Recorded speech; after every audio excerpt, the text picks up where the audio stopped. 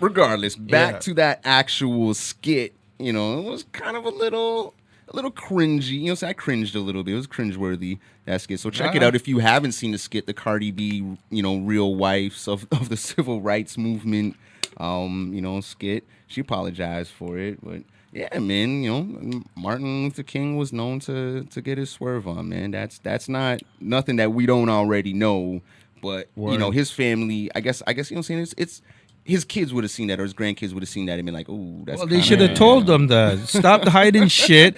Look at that same thing. What happened with Kim Kardashian the other day? She was on the radio, and she brought up that her daughter asked, "Why are we famous?" She had to give a PG whatever rating. That made me spit out water. Conversation with his daughter about why.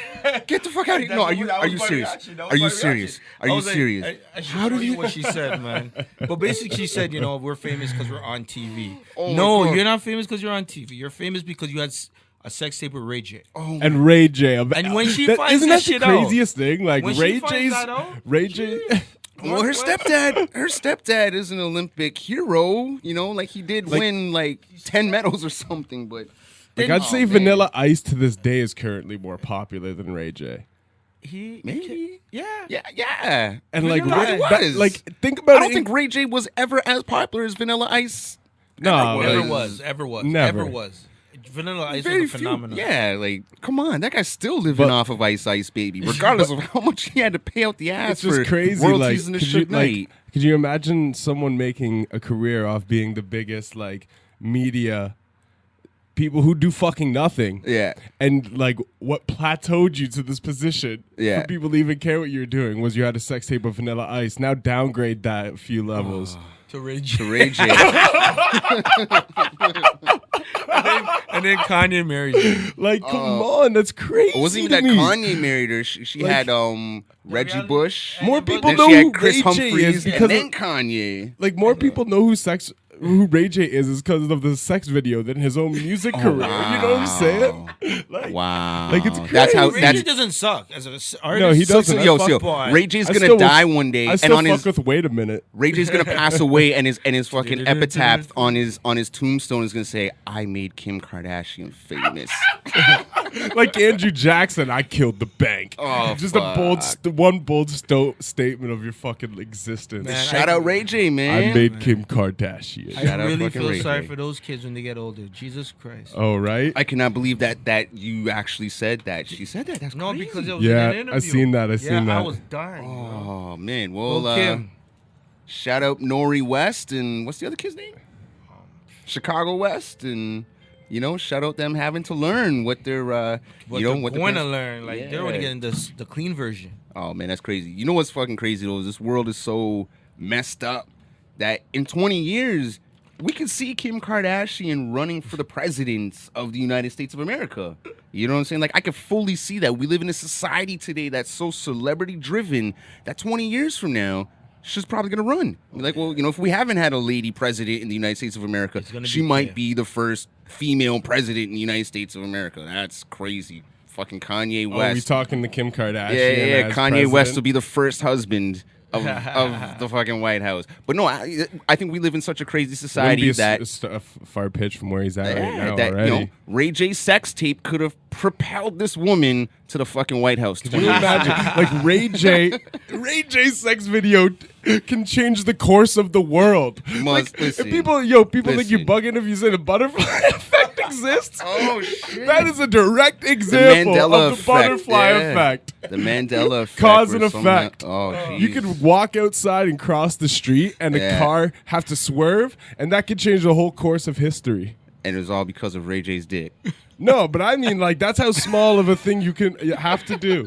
You have to be Ray J and make a sex video. But you know what I mean? Like, you can literally go outside and step on a butterfly, and like that could change the course of history. Yeah. Things like some person that's an idiot 20 times worse than Trump becomes president. He's like some famous B actor in 10 years. Somehow because of this sex tape, it's because you stepped on this fucking butterfly. You know what I mean? Like that's what Ray J's sex tape shows. Yeah, Ray J's sex tape is gonna propel Kim Kardashian. There's hope out there, That's kids. the butterfly. That's crazy. Yeah, there's hope out there. You too might be the next Ray J. The sex tape, I don't know. Anybody can do anything. Never stop following your dreams. But it wasn't even his. Wasn't his dream? Who said that?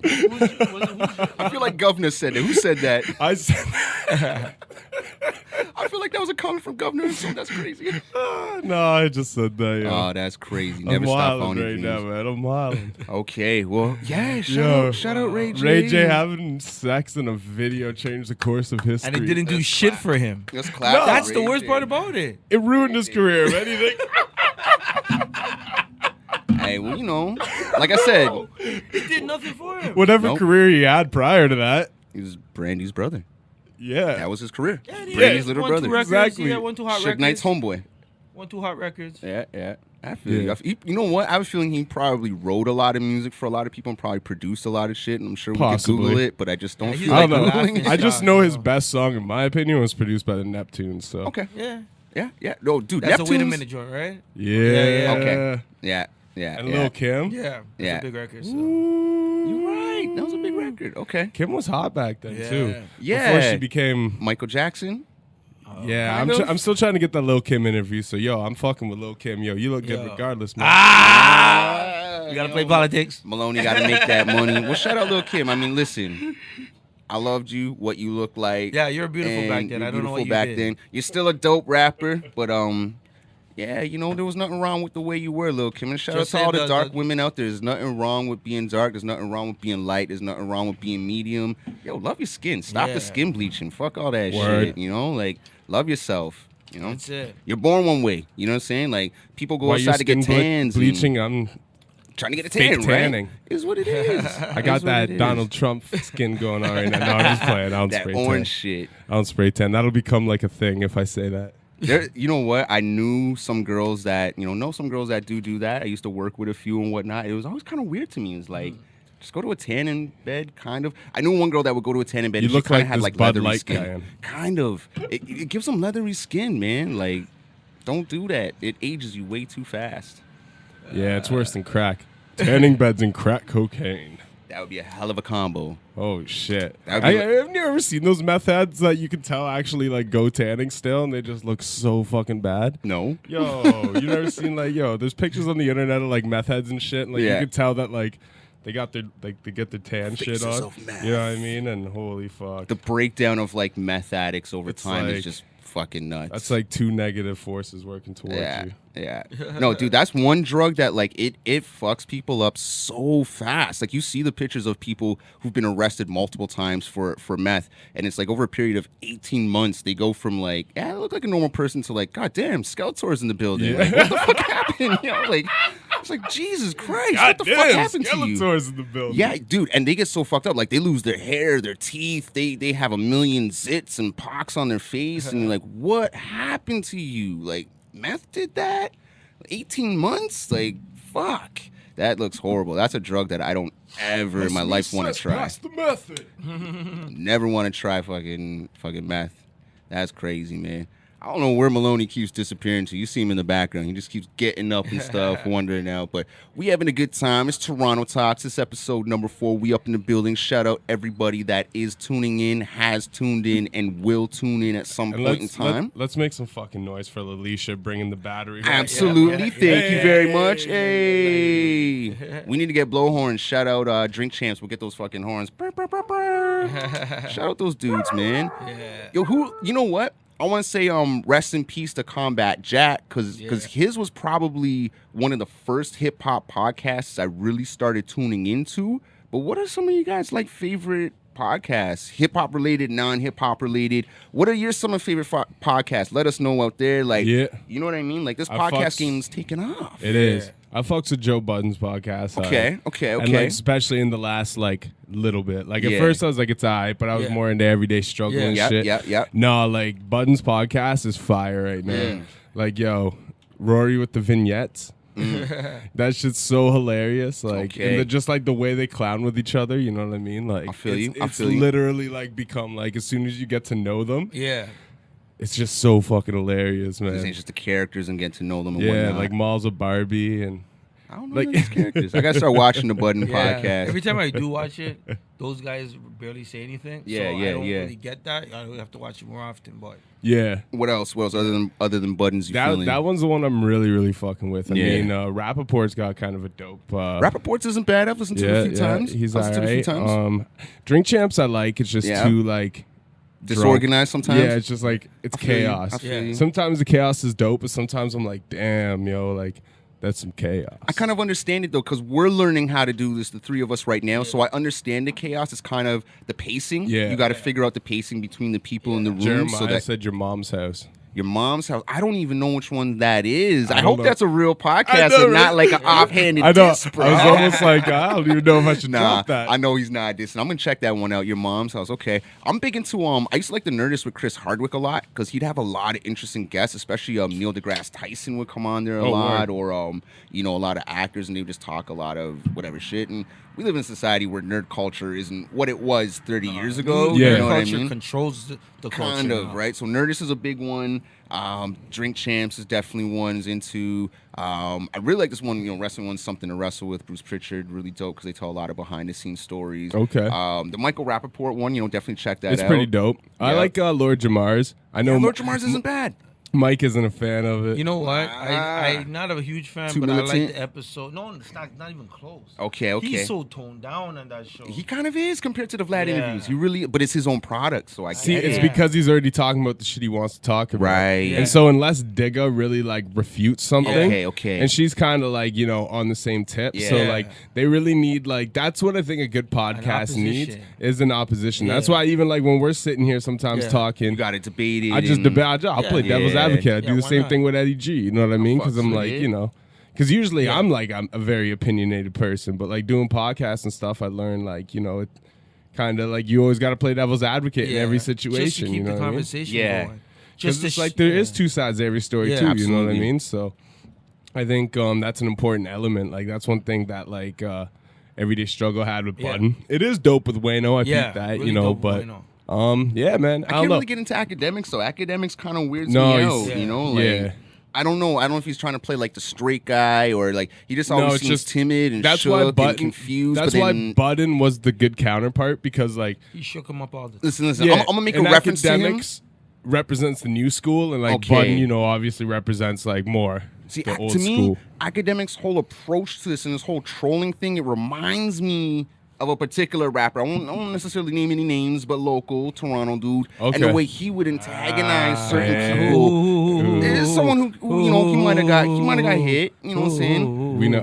He might have got hit at some particular knows. point in time. I don't have any names, but just the I'm style. trying to figure it out. Come on, man. I can think of guys I know who fit that profile. And I'm not even. I don't even want to diss. I just don't want to throw his name out there like that. You know what I'm saying? But what I'm saying is just I don't want to guess. Just the antagonizing style of it. You know what I'm saying? He's not.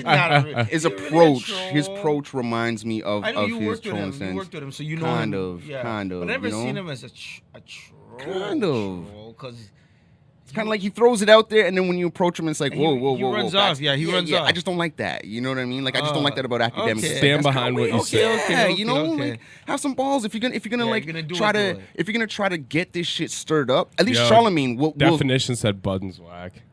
Okay, Charlemagne though, you know what I'm saying? Like Charlemagne to me, he'll troll dudes and he'll kind of like he'll own up to it. He'll own up to at least in their face when they're in the studio. He'll be like, all right, whatever, and he'll own up to that shit. Yeah, you know what I'm saying? So that's what I don't like about Ack is he doesn't own up to the shit that he starts. Yeah, if you're gonna start that shit, then own up to it, bro. He does like to jump ship. He doesn't really know like, and that's why I don't really think I don't know. It's good when you have someone on there who opposes him, right? Yeah. You know what I mean? So you can get two sides of the dialogue, but academics shouldn't. I don't know. I'm trying to get that academics placement. So do your thing, Playboy. Hold on a second.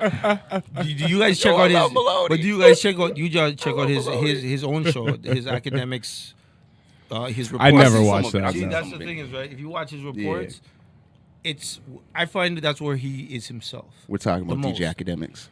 Right? But that stuff, like on the other shows, I used to come across academics videos, like because I would get trolled into watching them. Like that's how he became like who he is because he trolled you. Like you thought you were actually watching like an interview clip that exposed him. Like, nah, it's him Jay-Z says that he hates Beyonce, and then be like, "Yo, what's up? It's your man Academics. Yo, I'm not even here listening." So when I seen this, and it's just like boomeranged clips of music videos repeating back and forth, and he's just like giving a thesis on something that he knows nothing about. He's like Carcino for life. Okay, so did you guys? You know Carcino. I had to stop listening to Carcino, man. Did you guys have Academics on your Facebook? Like, did you guys somehow get added to like a page or maybe have? Because I remember myself. I remember I had this dude and like forever and it was like Academics. I'm like, is this Academics the same dude? You know, whatever. And then when I started checking, I'm like, oh shit, this is the same like Academics. But I had him for a long time, and I was just noticing, you know, a lot of weird shit he's posting. I'm like, how the fuck is this guy getting this stuff or whatever? And then he kind of blew to where he is. But again, it's kind of now he actually gets inside information because he knows like new school kids. But like back in the days, like they were literally like troll videos. I watched a lot of his shit. Legit. Before the Everyday Struggle, and I liked him before Everyday Struggle. All right. Literally. Yeah?